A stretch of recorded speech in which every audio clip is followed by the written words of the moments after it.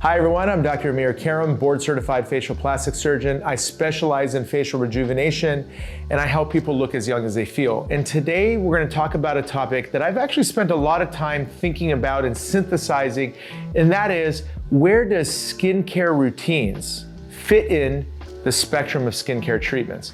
And why this is important is because the goal for most of us is to help our skin look as good as it can possibly look, because it feels good to have healthy, bright, glowing skin. But there's so many different choices out there. How do we know how to prioritize these choices so we can get the maximum efficacy with the least amount of money and time spent doing things that might not be super valuable? So let's break it down and try to understand.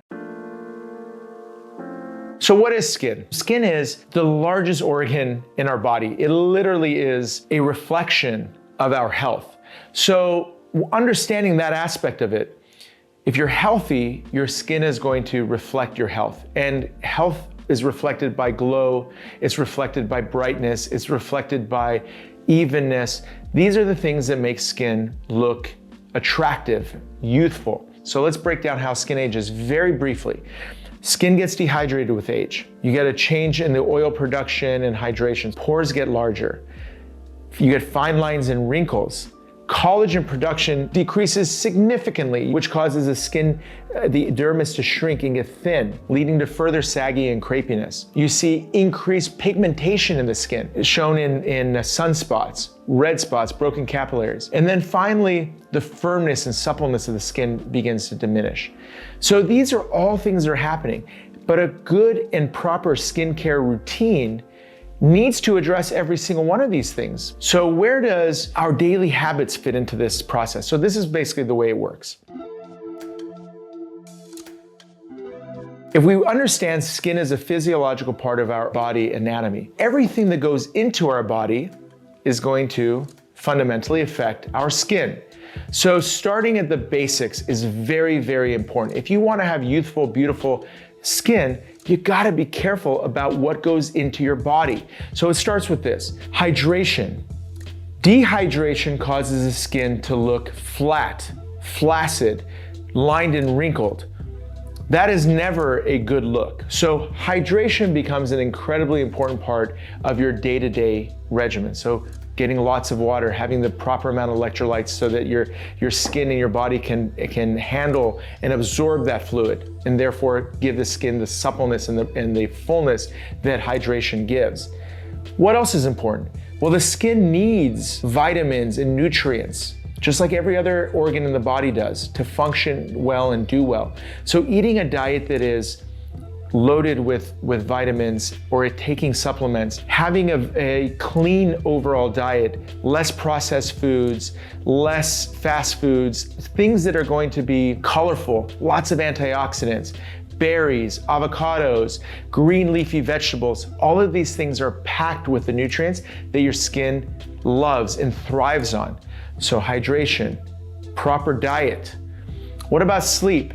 Well, sleep is an incredibly part of it. We all know nights go that we miss a few good hours of sleep, or we're working extra hard on finals, or our kids are sick and we're up all night with them, or whatever the situation is. Guess what? The next day our skin looks dull.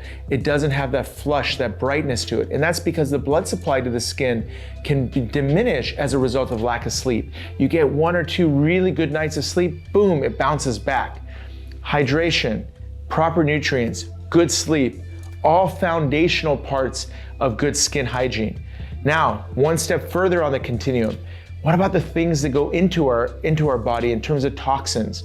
So we already talked about fast foods, processed foods, and things like that, but what about alcohol? Alcohol is dehydrating, and it also can have a negative impact on skin. So if you're constantly drinking on a regular basis, your skin's gonna show that elements of dehydration. What about smoking? Well, guess what? Smoking is the fastest accelerator of skin aging. And there's only something that is equal to that or more, and that is sun. Smoking is terrible for your skin. It's been known for a long time. You see the skin of people who've been smoking for years, it's filled with lines and wrinkles because there's an overall enhancement of the aging process, an acceleration of the aging process. The same exact accelerant is sun. Now, We all know sun is a very important part of our lives. It can affect our mood. It has a vitamin D conversion. It's very, very important. So by no means am I saying stay out of the sun. But if the facial skin is important to us, then we gotta protect it. Sunblock, broad spectrum sun protection, using the right sunscreens are very, very important. And then you can go out and get some sun from time to time, get it on your body, get that vitamin D conversion, affect your mood, get out about and do things. But when you are living on a regular basis, you gotta be mindful that if you get too much sun on your face, especially unprotected, that skin is going to accelerate. You see it all the time. I've seen it my whole practice with patients living in Southern California versus my patients from Canada. Very different skin by the time they're in their 40s and 50s. And this is very important. So sun protection cannot be understated.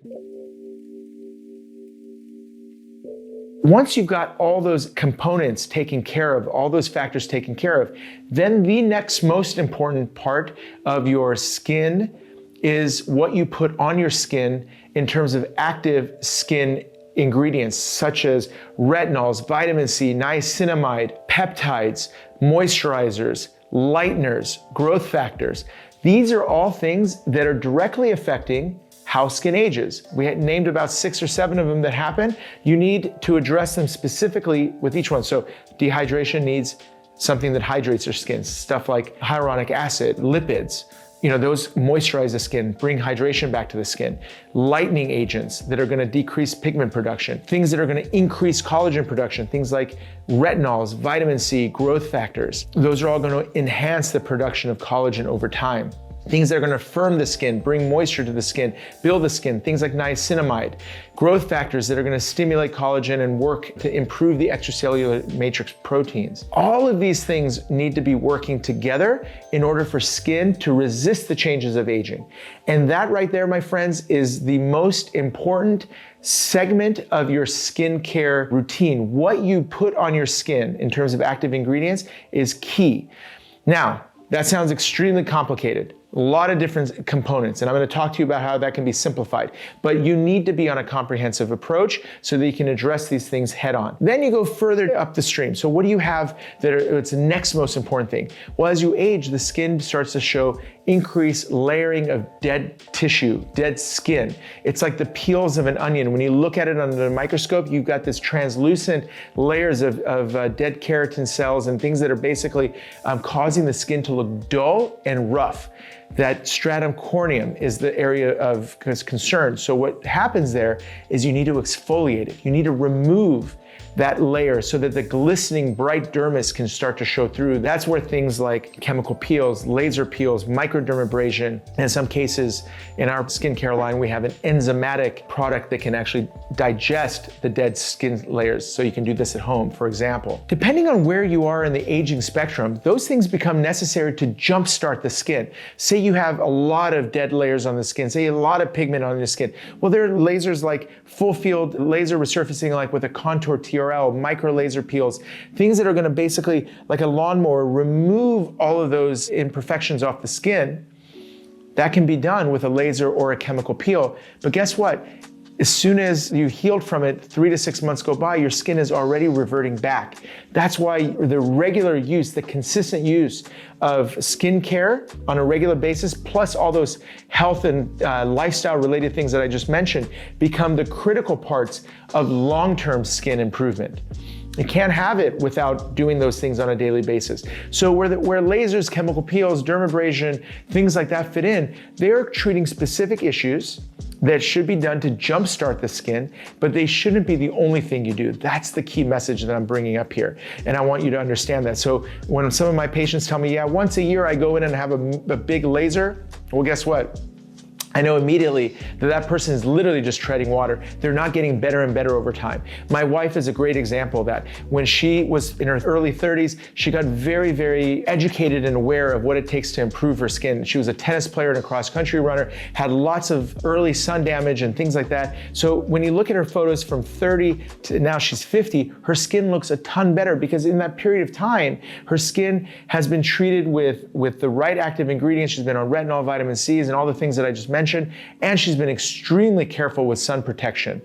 And now at age 50, her skin's more supple and more youthful and more beautiful than it was during her 30s. And that can happen to you. Now, in addition to that, things like microneedling can stimulate more collagen. Things like chemical peels can be used to kind of continuously wipe away. But if you don't get to the root of the problem at the cellular level, which is what you do at home on a regular basis, then you're basically never gonna be moving forward in time. And that's the key piece here. When it comes to skincare, there's a lot of different options. A lot of people ask me, what should I do? I just basically gave you kind of a rundown of the key things. We'll list them here so you understand what are those key ingredients. You can buy them individually, but oftentimes that ends up becoming very expensive, very complicated to manage, what goes first, what goes. So what I did was I basically developed the Karam MD trifecta. That was after 12 years or so of trying to educate patients on what to do. I basically put it all together in this simple 3-step process where there's a cleansing step, a vitamin C step, and an all-in-one, which includes all the things that I just mentioned. That way it's easy and you can do it consistently, which when something is easy, it allows you to be consistent with it. This was like a 5-year process to develop this thing, but I believe that whether you do it this way or whether you do it, individually with individual products, however you do it, get these things on your skin, get into the skincare routine that you can be consistent with, and watch your skin get better and better as time goes on. Guys, that's the simplest way I can give you the spectrum of all the things that are important and necessary for great skin. I hope this helped. Do me a favor and share it along, because I know there's a ton of confusion about this topic, and we want this to be something that's easy so everyone can get their skincare goals, because without beautiful, youthful skin, it's hard to feel youthful and beautiful and to feel as good as you actually feel on the inside. So it's a key component, and I realize that that's why I've made a commitment to skin as I do towards surgery. If you like this video, hit like. If you haven't already, subscribe. I put out 2 or 3 videos on these type of subjects a week, keeping it simple, keeping it real. Till next time, I look forward to sharing with you guys Dr. Amir Karam. Take care.